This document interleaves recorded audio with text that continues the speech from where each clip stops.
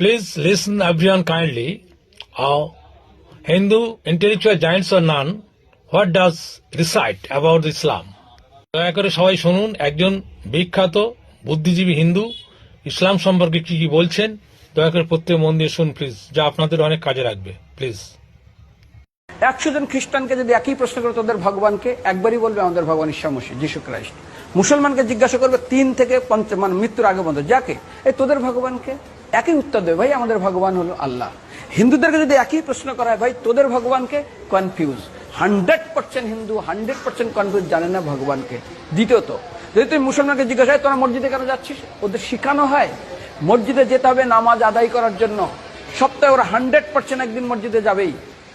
আর হিন্দুদের যদি জিজ্ঞাসা করে তোমরা মন্দিরে কেন যাচ্ছ, 99.99 হিন্দু জানে না মন্দিরে কেন আসা উচিত, তাদের ভগবানকে। মৃত্যুর পরে কোথায় যাবে?